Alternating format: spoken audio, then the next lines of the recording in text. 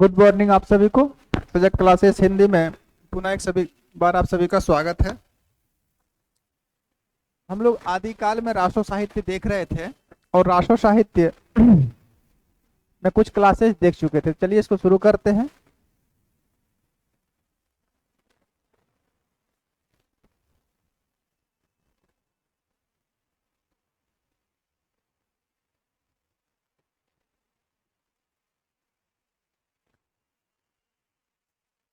हिंदी साहित्य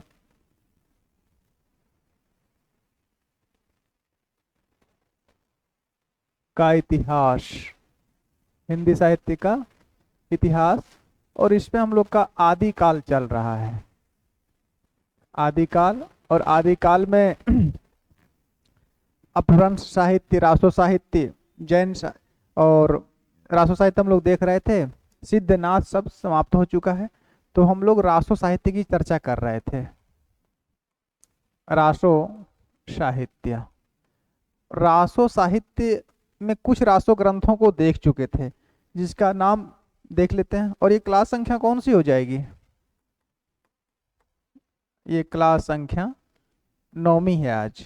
ठीक है, 8वीं कल हो चुकी थी, तो आज 9वीं है। किन किन रासो ग्रंथों को देख चुके थे, एक बार ये बताइए। सबसे पहले हम लोग नंबर 1 में खुमान रासो को देखे थे। इसी को देखे थे ना, खुमान रासो को ही। रासो साहित्य में सबसे पहले खुमान रासो को देखे। खुमान रासो के बाद विशलदेव रासो को देखे। विशलदेव रासो को देखे। विशलदेव रासो के बाद परमाल रासो को देखे। परमाल रासो, परमाल रासो के बाद खुमान रासो, विशलदेव रासो को देख चुके थे। उसके बाद परमाल रासो को देख चुके हैं। परमाल रासो के बाद आज हम लोग चौथे नंबर पर देखेंगे। ये 3 क्लास तो हो चुकी है, जिसमें खुमान रासो और रासो साहित्य की प्रवृत्तियां, रासो साहित्य का नामकरण, रासो साहित्य का समय सीमा एक साथ बताए थे। विशलदेव रासो और परमाल रासो एक क्लास में हुई है, और आज लगभग सभी रासो ग्रंथों को समाप्त कर देते हैं। ठीक है, लगभग एक बच्चा का पृथ्वीराज रासो, उसको एक स्पेशल क्लास, लगभग ज्यादा लंबी क्लास हो जाएगी, उसके बारे में हम लोग बात करते हैं। तो आज सबसे पहले हम लोग बात करते हैं हम्मीर रासो के। आज सबसे पहले हम्मीर रासो को देखते हैं। हम्मीर रासो, ऐसे हालांकि हम्मीर रासो उपलब्ध नहीं है। इसकी कुछ पंक्तियां प्राकृत पेंगलम में मिलती है, जो 8 कुंडलिनी छंद में थी। ये बात आप लोग को पता है। तो रासो साहित्य, और ये क्लास संख्या 9वीं है। आज सबसे पहले देखते हैं हम्मीर रासो को। सबसे पहले आज देखना है हम लोग को हम्मीर रासो। हम्मीर रासो को आज सबसे पहले देखते हैं। हम्मीर रासो के रचनाकार कौन है? अगर इसके रचनाकार की बात करें कि हम्मीर रासो के रचनाकार कौन है और इसका समय क्या माना जाता है, हालांकि ये रचना उपलब्ध नहीं है, फिर भी पूछी जा सकती है। इसके रचनाकार सारंगधर हैं। रचनाकार कौन है? इसके रचनाकार सारंगधर हैं। सारंगधर। समय क्या माना जाता है? समय माना जाता है 1357 ईस्वी। ये रचना ऐसे उपलब्ध नहीं है, लेकिन प्राकृत पेंगलम नामक ग्रंथ में इसकी 8 कुंडलिनी छंद मिलती है, जिस कारण से ये पता चलता है कि हम्मीर रासो सारंगधर की रचना है। और एक बात और, राहुल सांकृत्यायन इस पुस्तक को सारंगधर की रचना ना मानकर किसी जज्जल कवि के पद को मानते हैं। ये बात भी याद रखेंगे। थोड़ा सा नोट में लिख ही लीजिए आप लोग। याद तो खैर आप लोग भगवान भरोसे जो रखते हैं रखते ही हैं। नोट, पहली बात ये, यह रचना उपलब्ध नहीं है। यह रचना वर्तमान में उपलब्ध नहीं है। वर्तमान में उपलब्ध नहीं है, एक बात ये। दूसरी बात इसके बारे में कि प्राकृत पेंगलम में, प्राकृत पेंगलम में 8 कुंडलिनी छंद,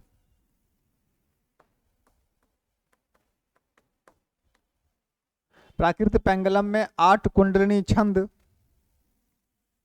सॉरी छंदों होगा ना, 8 कुंडलिनी छंदों के आधार पर प्राकृत पेंगलम में 8 कुंडलिनी छंदों के आधार पर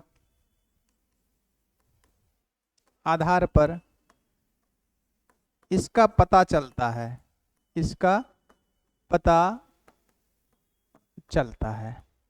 क्या पता चलता है? कि हमीर रासो नाम का एक ग्रंथ भी हुआ था और इसके रचनाकार कौन हुए थे? सारंगधर हुए थे। कहाँ मिलता है? प्राकृत पेंगलम में मिलता है। प्राकृत पेंगलम में 8 कुंडलिनी छंदों के आधार पर इसका पता चलता है कि हमीर रासो नामक एक ग्रंथ हुआ जिसका रचनाकार कौन है? सारंगधर हैं, और समय इतना बताया जाता है। नोट में ये बात है। एक बात इसमें और लिख लीजिए कि राहुल सांकृत्यायन इन पदों को सारंगधर का नाम मानकर किसी जज्जल कवि का मानते हैं। एक बात ये भी लिख लीजिए नंबर 3 में, राहुल सांकृत्यायन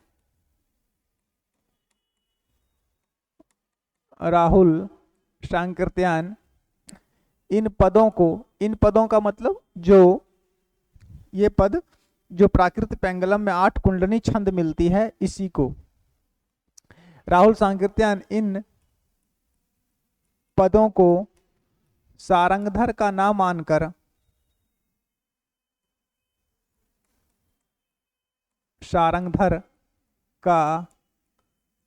मानकर ना मानकर किसी जज्जल कवि का मानते हैं, किसी जज्जल कवि का मानते हैं, किसी जज्जल कवि का मानते हैं। राहुल सांकृत्यायन इन पदों को, ये पद जो प्राकृत पेंगलम में मिलती है, इसको सारंगधर का नाम मानकर ये किसी जज्जल कवि का मानते हैं। कौन? राहुल सांकृत्यायन। किसके बारे में है ये? तो ये हमीर रासों के बारे में बात कही जा रही है। चलिए आगे इसके बारे में थोड़ा सा और समझते हैं कि इस पुस्तक में और क्या बातें हैं। पहले इसे कथानक जान लीजिए कि इसमें कथानक क्या है। कथानक का मतलब हमीर रासों का कथानक। एक बात ये ध्यान रखिए, हमीर रासों का कथानक, हमीर रासों का कथानक क्या है, इसको थोड़ा सा देख लीजिए। हमीर रासों में जो बातें कही गई है, इन 8 पदों के आधार पर ही इसकी कल्पना की जा सकती है, क्योंकि अन्य तो इसे उपलब्ध में है नहीं। पहली बात इसमें क्या है? पहली बात है कि हमीर देव, मतलब हमीर देव नाम का एक राजा हुआ। हमीर देव चौहान वंश के थे। हमीर देव चौहान का वीरतापूर्ण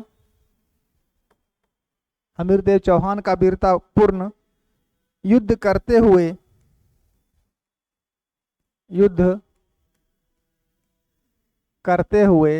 वीर गति,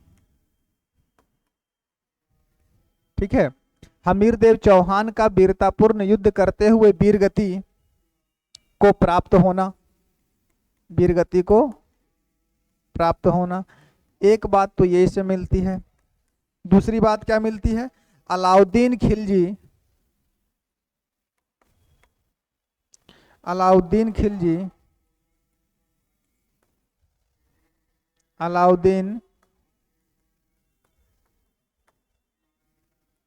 खिलजी द्वारा रणथंभौर, अलाउद्दीन खिलजी द्वारा रणथंभौर पर आक्रमण करना, एक बात ये भी मिलती है, आक्रमण करना। दो बातें। हमीर रासों का कथानक क्या है? पहली बात तो ये कि हमीरदेव चौहान का वीरतापूर्ण युद्ध करते हुए वीरगति को प्राप्त होना। दूसरा, अलाउद्दीन खिलजी द्वारा रणथंभौर पर आक्रमण करना। और तीसरी बात इसमें जो महत्वपूर्ण मिलती है वो है कि हमीरदेव चौहान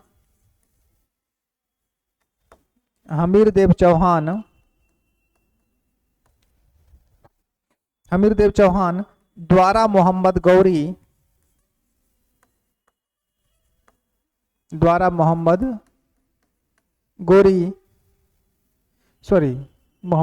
का वर्णन नहीं है इसमें, इसे मोहम्मद शाह का वर्णन था, मिस्टेक हो गया। हमीरदेव चौहान द्वारा मोहम्मद शाह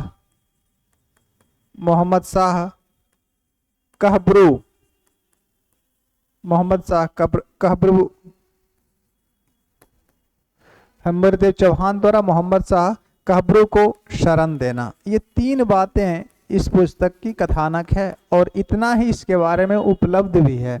इससे अधिक जानकारी किसी पुस्तक में उपलब्ध नहीं है, ना ही किसी इतिहास ग्रंथ में। अगर होती तो मैं आप लोग को अवश्य बताता। हम लोग आज आदिकाल में रासो साहित्य देख रहे हैं और रासो साहित्य में खुमान रासो, बिसलदेव रासो, परमाल रासो, ये तीनों को देख चुके हैं। आज हमीर रासो को देख रहे थे। हमीर रासो के रचनाकार सारंगधर हैं और समय 1357 ईस्वी है। यह रचना वर्तमान में उपलब्ध नहीं है। प्राकृत पेंगलम जो सारंगधर की ही रचना है, प्राकृत पेंगलम में कुंडलिनी छंदों के आधार पर इसका पता चलता है कि हमीर रासो नाम का एक पुस्तक हुआ जिसका रचनाकार सारंगधर थे। कहाँ पता चलता है? प्राकृत पेंगलम में। राहुल सांकृत्यायन इन पदों को सारंगधर का नाम मानकर जज्जल नामक कवि को मानते हैं। हमीर रासो कथानक क्या है? इसमें हमीर देव चौहान का वीरतापूर्ण युद्ध करते हुए वीरगति को प्राप्त होने का वर्णन भी उपलब्ध है। अलाउद्दीन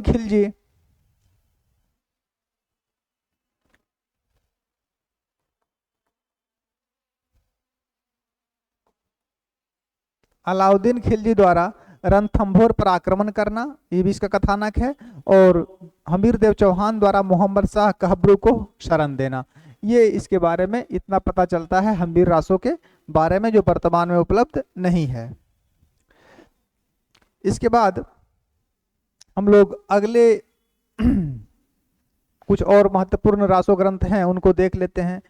तो हमीर रासो के बाद आज दूसरा लिखिए विजयपाल रासो। विजयपाल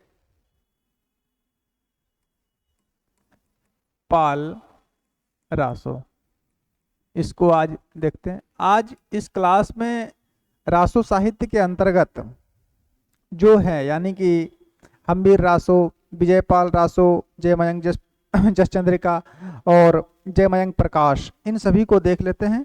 पृथ्वीराज रासो तो रासो ग्रंथ का एक बहुत ही महत्वपूर्ण पुस्तक है, तो इसको किसी एक क्लास में देखने का प्रयास करेंगे, क्योंकि आज ये पार लगने वाला है नहीं एक क्लास में, और इसकी क्लास लंबी चलेगी। तो विजयपाल रासो को आज देखते हैं। सबसे पहले विजयपाल रासो का रचनाकार कौन है? अगर इसके रचनाकार की बात करें कि विजयपाल रासो के रचनाकार कौन है और समय क्या है, दो बातें। तो विजयपाल रासो के रचनाकार हैं नरपति नाल भट्ट, या नल सिंह भट्ट थे ना, नरपति नाल तो उसके थे, नल सिंह भाट जो हैं इसके रचनाकार हैं। अगर इसका समय देखें कि विजयपाल रासो का समय क्या है, तो समय जो है वो 16वीं शताब्दी मानी जाती है, 16वीं सदी मानी जाती है। हालांकि मिस्र बंधु इसका समय 1298 ईस्वी मानते हैं। विजयपाल रासो का समय मिस्र बंधु कब मानते हैं? 1298 ईस्वी, लेकिन सर्वमान्य समय क्या है? 16वीं शताब्दी मानी जाती है। कथानक क्या है, या और कुछ बातें देख लीजिए। अगर कुल छंद की बात करें कि इस पुस्तक में कुल छंद कितने हैं, तो इस पुस्तक में कुल छंद 42 हैं। और भाषा क्या है इसकी? अगर भाषा की बात करें तो इसकी भाषा अपभ्रंश है। भाषा क्या है? अपभ्रंश है। ये इसके बारे में हो गया। इसमें क्या है और प्रधान रस क्या है? प्रधान रस की अगर बात करें कि इस पुस्तक का प्रधान रस, तो प्रधान रस वीर है। प्रधान रस विजयपाल रासो का, तो प्रधान रस क्या है? प्रधान रस वीर है। इतनी बातें इसके बारे में आ गई जानकारी। विजयपाल रासो, रचनाकार नल सिंह भाट, समय 16वीं शताब्दी। कुल छंद इसमें कितने हैं? 42 हैं। भाषा अपभ्रंश है और प्रधान रस वीर है। अगर इसकी कथानक की बात करें, यही देख लेते हैं, एक पेज में सिमट जाएगा ये। अगर कथानक की बात करें कि इस पुस्तक का कथानक क्या है, अगर कथानक की बात करें कथानक क्या है, तो पहली बात तो ये कि विजयगढ़ विजयगढ़ के शासक, विजयगढ़ के शासक विजयपाल, विजयगढ़ के शासक विजयपाल एवं पंग देश के राजा, पंग देश के राजा के मध्य, विजयगढ़ के शासक विजयपाल एवं पंग देश के राजा, पंग देश के राजा के मध्य हुए युद्ध का वर्णन है इसमें। एक बात तो ये। दूसरी बात, इसमें जीत किसकी हुई थी? युद्ध का वर्णन। इसमें विजय, विजय यानी जीत, इसमें विजय किसकी हुई थी? विजयपाल की हुई थी। इसमें विजय विजयपाल की हुई। ये इसका कथानक हो गया। इतना ही विजयपाल रासो के बारे में पर्याप्त है। विजयपाल रासो, रचनाकार नल सिंह भाट, समय 16वीं शताब्दी, कुल छंद 42, भाषा अपभ्रंश और प्रधान रस वीर है। कथानक क्या है कि विजयगढ़ के शासक विजयपाल एवं पंग देश के राजा के मध्य हुए युद्ध का वर्णन है, जिसमें जीत जो है वो विजयपाल की हुई थी। तो इसके साथ विजयपाल रासो भी समाप्त हुआ, यानी कि 2 रासो ग्रंथ हम लोग देख चुके हैं। ठीक है, एक हम्मीर रासो और दूसरा विजयपाल रासो। अगला देख लेते हैं। अगला नंबर 3 में लिखिए जयमयंक प्रकाश, सॉरी जयचंद प्रकाश। उसके बाद देखेंगे जयमयंक जयचंद्रिका को। जयचंद प्रकाश, जयचंद प्रकाश रचनाकार कौन है इसके? अगर रचनाकार की बात करें कि इस पुस्तक के रचनाकार कौन है, रचनाकार इसके भट्ट केदार हैं। भट्ट केदार इसके रचनाकार हैं। समय क्या है इस पुस्तक का?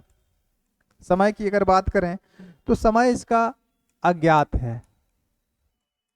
इसके बारे में कोई जानकारी उपलब्ध नहीं है कि ये कब लिखी गई थी। इसका कोई प्रमाण अभी तक नहीं मिला और किसी भी इतिहास ग्रंथ में नहीं मिला। ठीक है, अंदाज से या अपने मन से कुछ बता देना घातक सिद्ध हो सकता है विद्यार्थियों के लिए। तो किसी पुस्तक में से कोई समय नहीं दिया गया है, इसलिए आप लोग भी इसके बारे में अज्ञात रहें। इसमें है क्या? इसमें कन्नौज के शासक जयचंद की वीरता का वर्णन है। लिख सकते हैं, इसमें कन्नौज के शासक, कन्नौज के शासक जयचंद की वीरता का वर्णन, वीरता का वर्णन। एक बात तो ये, इसमें जयचंद प्रकाश में क्या है? इसमें कन्नौज के शासक जो जयचंद थे उनकी वीरता का वर्णन है। रचना उपलब्ध है? तो नहीं है। यह रचना वर्तमान में उपलब्ध नहीं है। यह रचना वर्तमान में उपलब्ध नहीं है।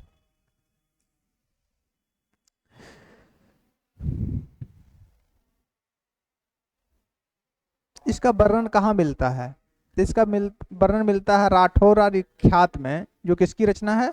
जो दयाल शाह दास की रचना है। दयाल दास सिंहायचर नाम है। इसका उल्लेख ऐसे लिख लीजिए, इसका उल्लेख अर्थात जयचंद प्रकाश का उल्लेख, इसका उल्लेख दयाल दास, दयाल दास सिंघायच,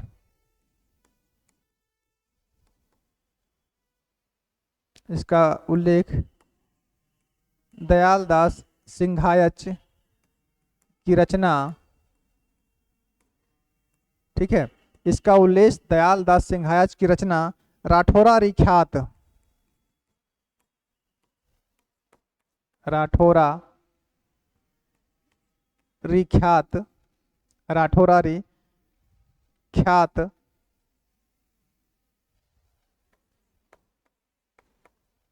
राठौरा रिख्यात में मिलता है, राठौरा रिख्यात में मिलता है। पर्याप्त है,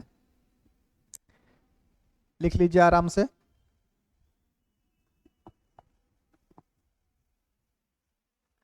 जयचंद्र प्रकाश, रचनाकार भट्ट केदार, समय अज्ञात है।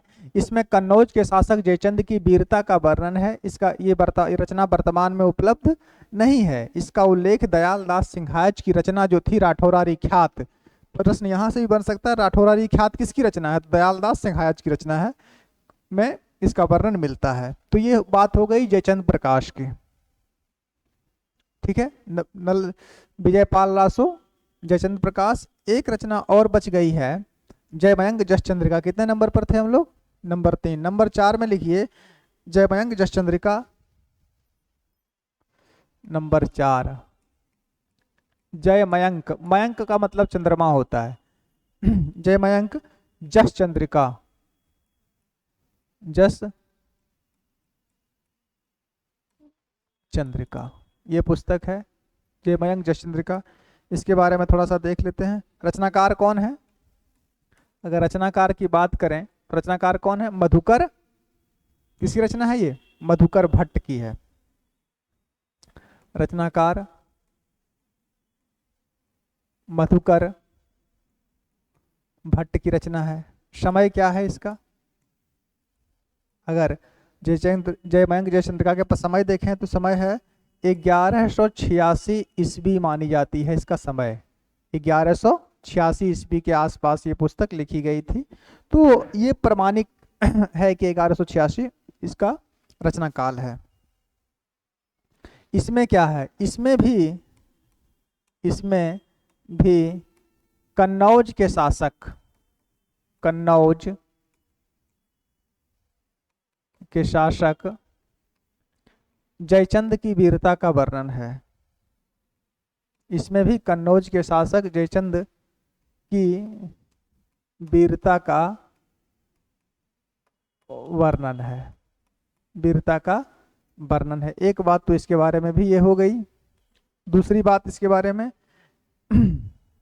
इसका उल्लेख कहाँ मिलता है? तो इसका उल्लेख भी उसी में मिलता है। इसका उल्लेख भी दयाल दास सिंघायच की रचना कौन सी थी? राठौरा रिख्यात में मिलता है। इसका उल्लेख भी राठौरा रिख्यात में मिलता है।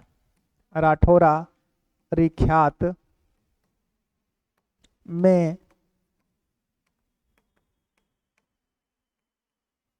मिलता है। इसका उल्लेख भी राठौरा रिख्यात में मिलता है और यह भी वर्तमान में उपलब्ध नहीं है।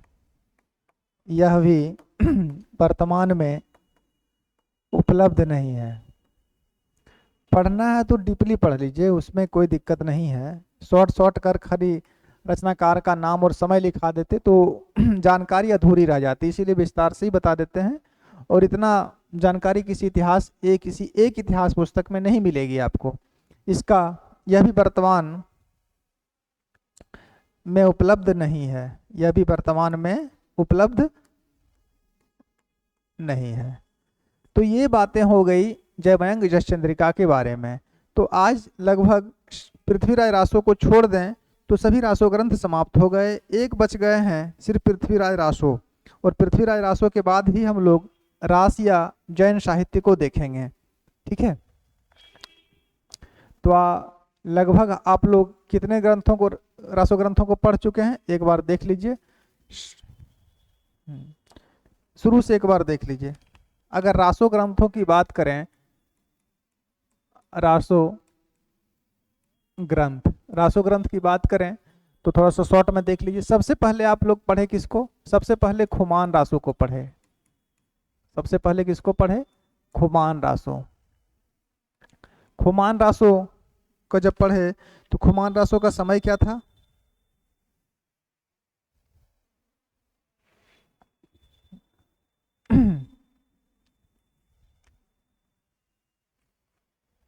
खुमान रासो को देखे।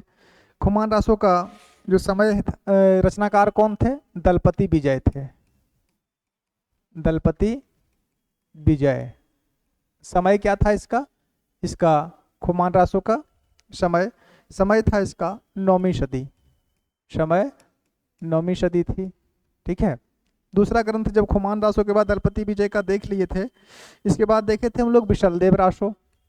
दूसरा विशलदेव रासो। विशलदेव रासो। विशलदेव रासो के रचनाकार कौन थे? विशलदेव रासो के रचनाकार थे नरपति नाल। देख चुके हैं आप लोग, नरपति नाल। और इसका समय क्या था? ऐसे देखिए, शॉर्ट में बनाने का ये तरीका है। ये हो गया ग्रंथ, ये हो गए रचनाकार, रचनाकार, और ये हो गया समय, तीनों। तो हम लोग बात कर रहे थे किसकी? बात कर रहे थे वर्तमान में विशलदेव रासो। विशल खुमान रासो दलपति विजय 9वीं शताब्दी, विशलदेव रासो नरपति नाल का समय क्या है? 1155 ईस्वी आप लोग को लिखाए होंगे। 1155 ईस्वी की ये पुस्तक है। विशलदेव रासो के बाद अगली पुस्तक हम लोग देख लिए थे नंबर 3 में, परमाल रासो। परमाल रासो। परमाल रासो के रचनाकार कौन थे? जगनिक थे। परमाल रासो किसकी रचना थी? जगनिक की थी। और समय क्या था इसका? समय था विक्रम संवत 1230। शायद आप लोग को हम बता चुके होंगे, और ईस्वी निकालना है तो 57 वर्ष माइनस कर दीजिए। विक्रम संवत 1230। परमाल रासो के बाद आज सबसे पहले हम लोग देख लिए थे हम्मीर रासो को। किसको देखे थे?